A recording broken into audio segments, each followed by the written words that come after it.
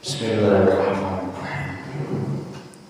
Assalamualaikum warahmatullahi wabarakatuh.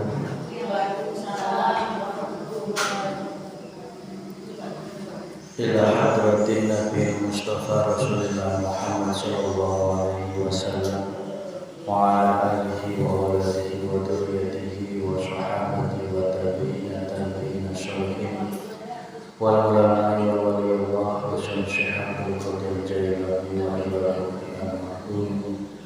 bagai hajikan dan masuli bin sallallahu wa ila rabbil Bapak Ustaz Kriwati Saudara Mukmin barangkali wa ila wahyi jami'an kubur minal muslimin wal muslimat wal mu'minin wal mu'minat khususan fi qaryah Desa Bener Dusun Simbar Allahumma filahum warhamhum wa'afihi wa warhum al-Fatihah. A'udzubillahi minasyaitonir rajim. Bismillahirrahmanirrahim. Alhamdulillahi rabbil alamin arrahmanir rahim maliki yaumiddin. Iyyaka na'budu wa iyyaka nasta'in ihdinas siratal mustaqim siratal ladzina an'amta 'alaihim ghairil maghdubi 'alaihim waladdallin. Bismillahirrahmanirrahim. Alhamdulillahi rabbil alamin. Alhamdulillahi 'ala nikmatil iman. Alhamdulillahi 'ala nikmatil islam. Asyhadu an la ilaha illallah wa asyhadu anna Muhammadar Rasulullah. Allahumma shalli ala sayyidina Muhammad wa ala ali sayyidina Muhammad sallallahu alaihi wasallam. Yang dimuliakan Allah, ibu-ibu jamaah pengajian Selasa sore. Ya alhamdulillah, dina Selasa sore ini kita semuanya dapat kembali didudukkan oleh Allah di majelis yang mulia, yang mana dengan rahmatnya lah kita semuanya dapat dipancarkan cahaya-cahaya ilmunya. Dengan ridhonya lah kita semuanya dapat membedakan mana yang gelap, mana yang terang. Sholawat serta salam semoga tercurahkan ke junjungan Nabi Agung Muhammad sallallahu alaihi wasallam, ke keluargana, para sahabatna, para tabi'ina sholihin, lumaberna ke urang sadayana. Semoga kita semuanya senantiasa menang syafaat fi dunya wal akhirah. Amin ya rabbal alamin. Pada kesempatan sore ini, tema yang akan kita angkat adalah ma'rifat kepada Allah adalah puncak kebesaran nikmat. Idza fataha laka wijhatun minat ta'arufi fala tubali ma'aha in qala amaluka fa innahu ma fatahaha laka illa fa huwa yuridu an yata'arrafa ilaika. Alam ta'lam anna ta'rufa huwa muridu 'alaika wal a'mal anta muhdiha ilaihi wa aina ma tahdihi ilaihi mimma huwa muriduhu 'alaik. Apabila telah dibuka bagimu jalan makrifat kepada Allah, maka dengan kemakrifatanmu itu jangan kamu pedulikan amalmu yang masih sedikit. Maka sesungguhnya Allah tidak akan membuka jalan kemakrifatan untukmu kecuali Dia menghendaki pengenalan kepadamu. Tidakkah kamu mengerti bahwa makrifat itu adalah anugerah Allah kepadamu sedang semua amal perbuatanmu merupakan hadiah kepadanya. Sekarang di manakah letak perbandingannya antara yang kamu hadiahkan kepadanya dengan apa yang telah diberikan Allah kepadamu? Makrifat kepada Allah adalah mengenal kepadanya dengan penglihatan hati. Makrifat merupakan puncak dari semua yang dituntut dan yang diangan-angan oleh seseorang. Apabila Allah telah mengarahkan hambanya dengan sebagian-sebagian sebab, orang menjadi makrifat, lalu kepadanya dibukakan pintu kemakrifatan sehingga dia dapat menemukan ketenangan. Maka hal itu merupakan nikmat yang besar dari Allah. Ibu-ibu yang dirahmati Allah, sudahkah di dalam hati kita Allah menanamkan suatu pengenalan dari Allah kepada kita? Sudahkah Allah menanamkan kemakrifatan di dalam hati kita yang mana bisa mengalahkan semua kenikmatan-kenikmatan yang palsu di dunia ini? Kenikmatan harta, kenikmatan jabatan, kenikmatan pangkat, kenikmatan penghormatan, kenikmatan anak, istri, ilmu, dan sebagainya. Itu semua merupakan kenikmatan yang fana, yang palsu. Mengapa dikatakan palsu? Karena sejatinya kenikmatan-kenikmatan itu sifatnya sementara, sifatnya tidak abadi. Kita diberikan kenikmatan Allah berupa harta, itu kalau umur sampai 70 katakanlah, ya paling cukup sampai di situ, nggak dibawa mati. Kita capek-capek hidup di dunia, ada yang beranggapan surga itu di dunia, sehingga tidak usah repot-repot sholat, repot-repot ngaji, nyari ilmu. Yang penting di dalam dunia ini nyari harta sebanyak-banyaknya, dagang, usaha, sudah punya 10 perusahaan, 10 toko kurang, nambah lagi. Tidak salah dalam hal mencari rezekinya, tidak. Cuman haruslah kenikmatan dunia itu jangan menjadikan hati kita lalai terhadap Allah, sampai-sampai melupakan tentang perintah yang Allah perintahkan kepada kita, baik secara syariatnya maupun secara hakikatnya. Kenikmatan harta nanti akan dibagi-bagi waris, sawah dibagi ke anak. Maka mana yang kita bawa untuk sampai ke akhirat? Dari 1000 harta yang kita miliki, kira-kira berapa persennya nanti yang akan menyelamatkan kita disiksa neraka, disiksa kubur? Adakah yang sudah menyelamatkan, membawa kita, cek bahasa syaratnya, tabungan jengke dina akhirat? Maka kenikmatan-kenikmatan dunia ini akan menjadikan tutup yang sangat tebal bagi hati kita untuk makrifat kepada Allah Subhanahu wa taala.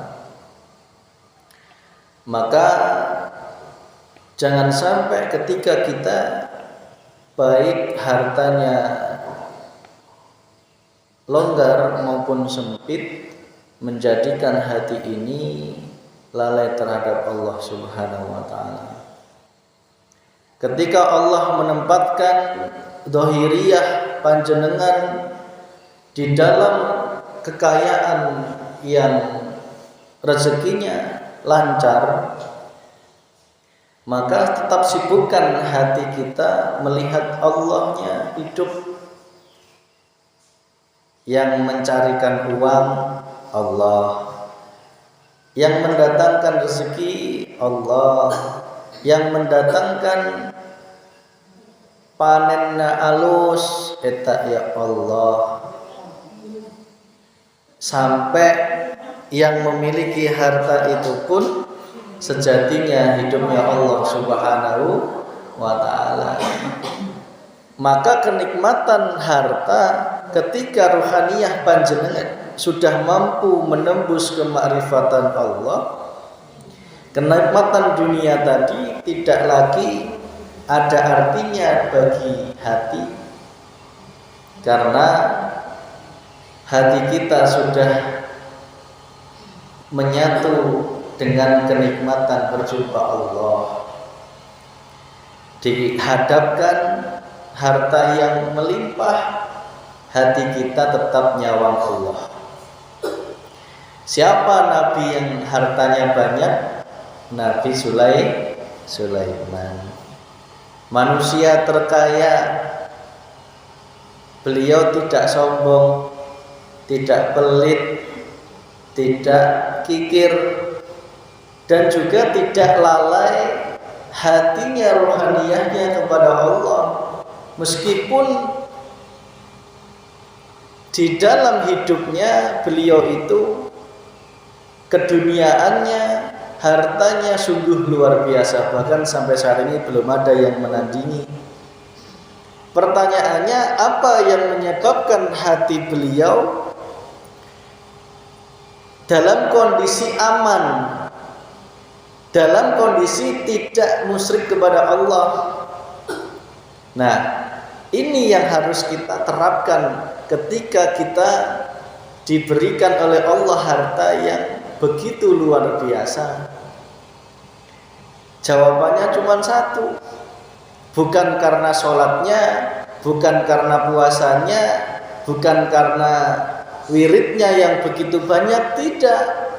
Tetapi karena hati Nabi Sulaiman alaihissalam menggunakan az-zikru bisyiril asrar, zikir yang menyatakan, yang merasakan, menembus Allahnya, bahkan sampai-sampai emas berkilauan di depan matanya tidak terlihat oleh hatinya.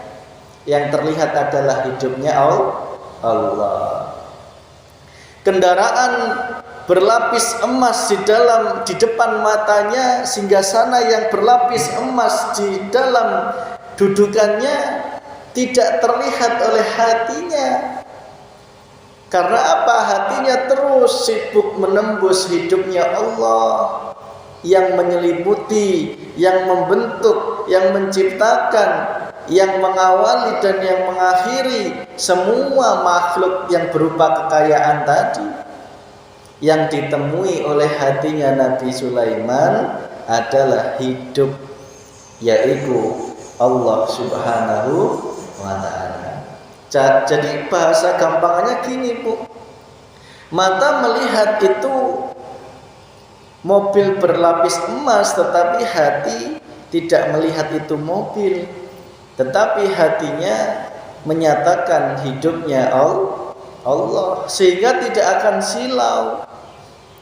Mata melihat itu singgasana yang mewah, singgasana yang berlapis kilauan emas, tetapi ruhaniyah tidak terlihat sama sekali dalam hatinya.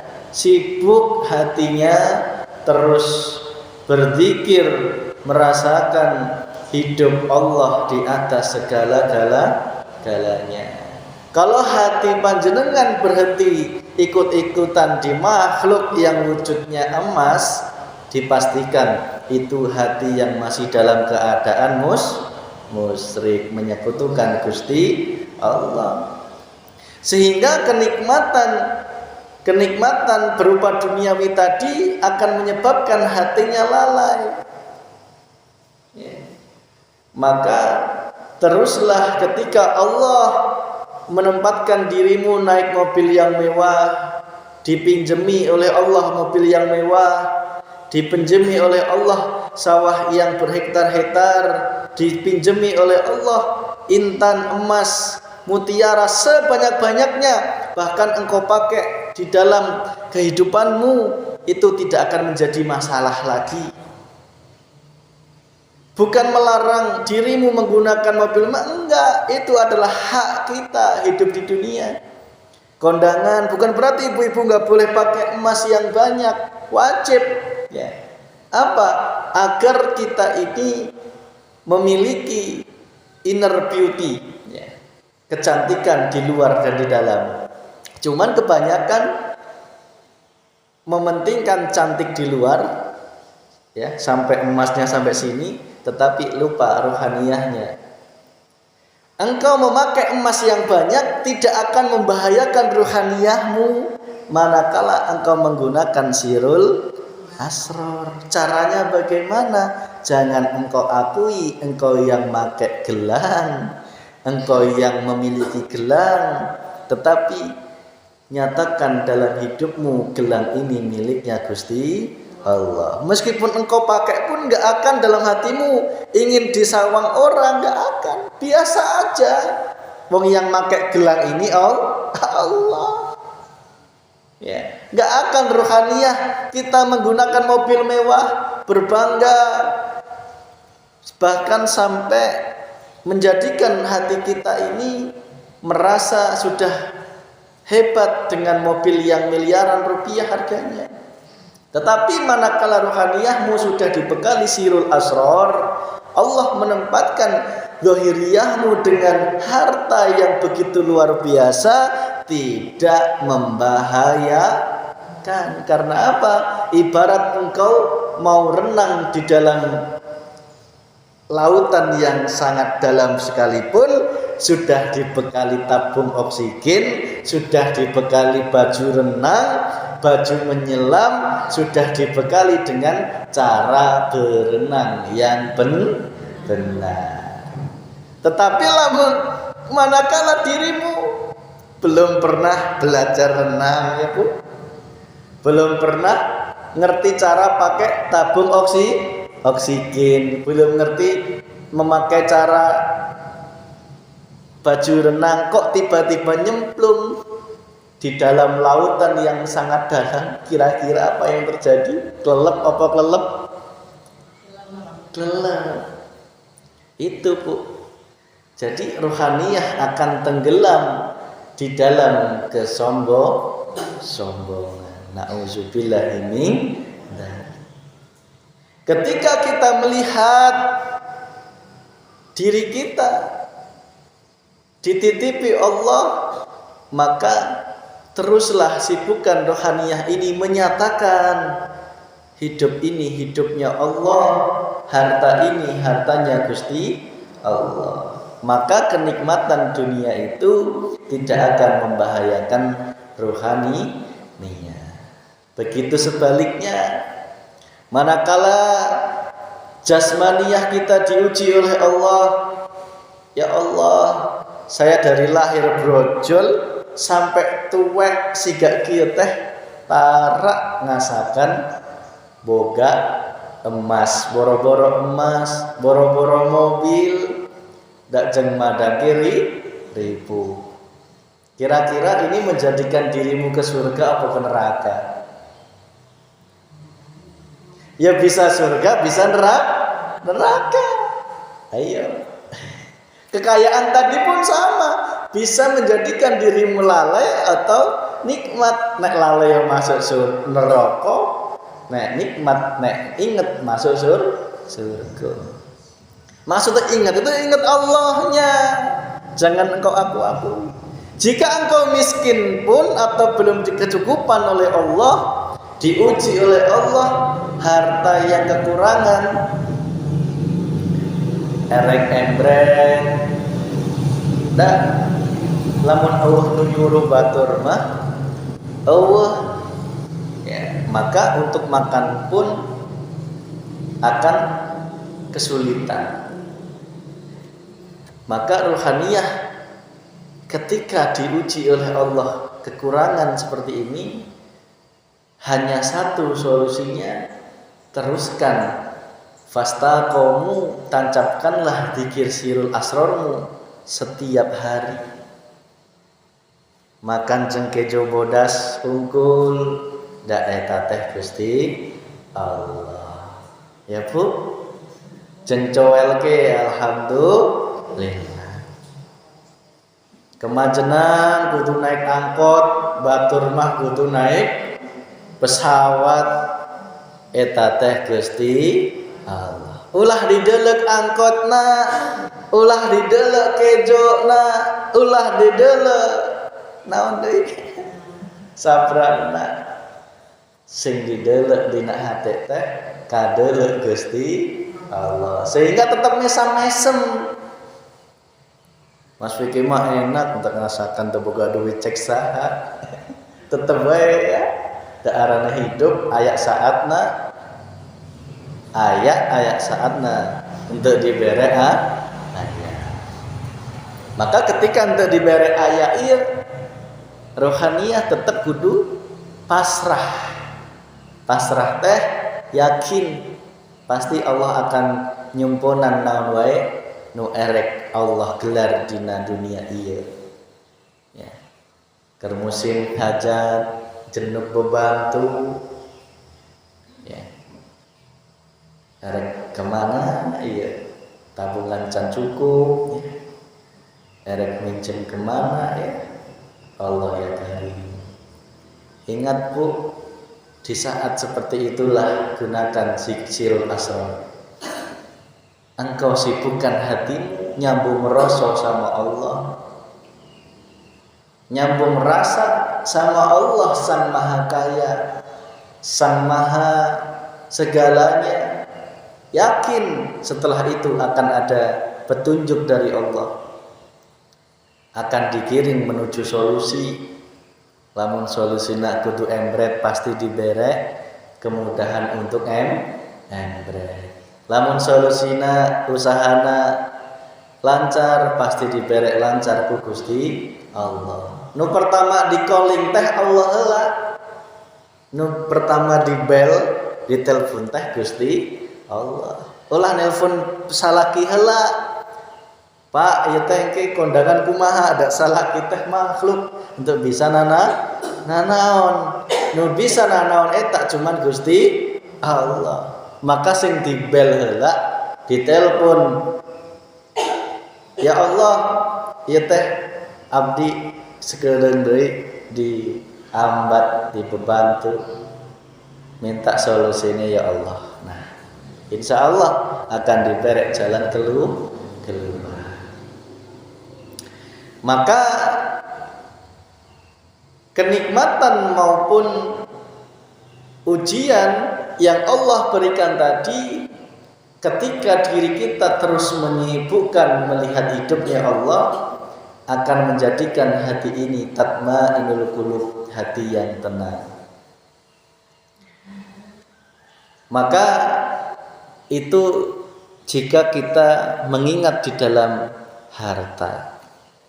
Di dalam makalah tadi disebutkan ketika Allah sudah membukakan pintu keterkenalannya, Allah teh geus ngenalkeun ieu teh aku Allah.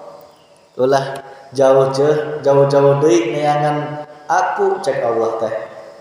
Dah aku keh nyata di hadapanmu, bahkan di dalam dirimu dan di luar dirimu, di semua alam semesta ini tidak ada yang luput dari aku Allah. Ketika rohaniyahmu terus menyibukkan untuk menemui hidup itu, maka jangan pernah engkau memperdulikan atau berkecil hati tentang amalmu yang masih sedikit. Nah, beda ya Bu ya. Kalau dalam pandangan syariat, Kalau pengen selamat ya amalnya sing akeh, salate sing akeh, zikire sing akeh, sedekahnya yang jenuh, hajinya kalau perlu 10 kali. Tetapi itu tidak salah. Tetapi kalau itu semua tidak dibarengi dengan hati yang makrifat kepada Allah, maka ibadah yang seperti itu dikatakan ibadah yang masih belum diterima oleh Allah Subhanahu wa ta'ala.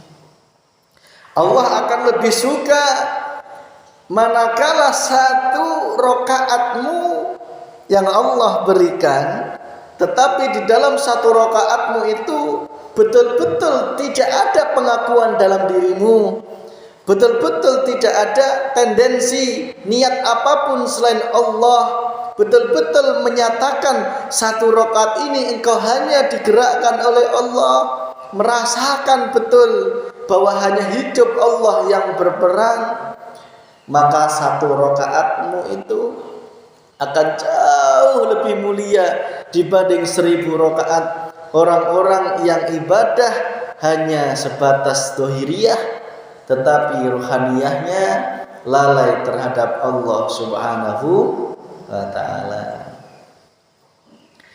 Tetapi jangan berhenti di situ. Oh, berarti 1000 rakaat dibarengi dengan hati yang makrifat Allah jauh lebih baik. 1 rakaat luwih mengalahkan 1000 rakaatnya orang syariat. Komo 1000 rakaat dibarengi hati yang nyambung terus sama Gusti Allah. Karena tidak semua Allah membukakan pengenalan dirinya, enggak, Bu.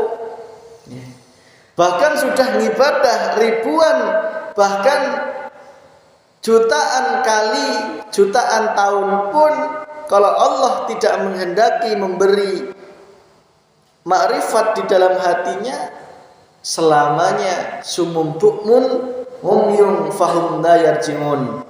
Sudah tertutup telinganya, tertutup hatinya, dan dia dalam keadaan sesat. Kenapa? Ibadahnya hanya sebatas olahraga. Mohon maaf, ndak ieu teh kenyataan. Buktina naon? Salatna belum menjadikan hatinya berakhlak yang baik. Ya, salatnya belum menjadikan dirinya berakhlak yang sesuai Rasulullah Muhammad SAW. Sombongna ajet, ya. Pamerna komong, mentang-mentangna hayu. Semua masih ada di dalam kehidupan kita tanpa kita sadari. Maka engkau harus menyatakan bahwa ibadah yang engkau laksanakan itu adalah hadiah yang Allah berikan kepadamu, bukan semata-mata atas kemampuanmu untuk ibadah. Tidak. Wong kita itu hanya makhluk itu la haula, tidak ada daya dan kekuatan.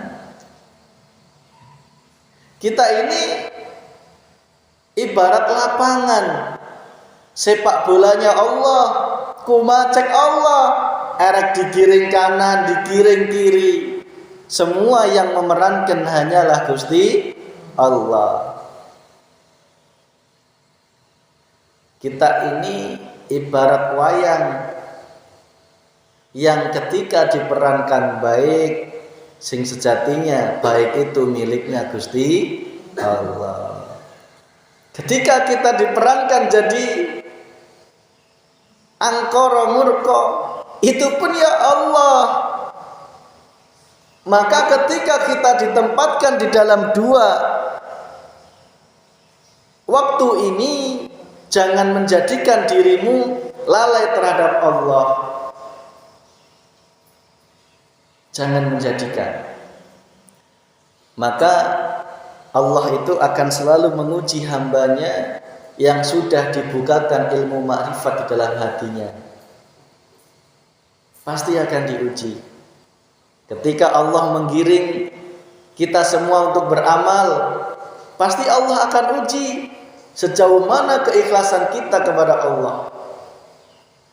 Kalau amal kita masih belum ikhlas, tanda yang sangat nyata masih ada pengakuan di dalam hati kita yang berperan. Aku yang sedekah, aku yang infak, aku yang zakat, sehingga rohaniyah kita tidak menyatakan Allah. Maka Allah uji, bener gak sih ibadahmu ini betul-betul lillah? Ya. Kalau lillah itu erek dikumahaken ku Allah teh geus pasrah, Bu.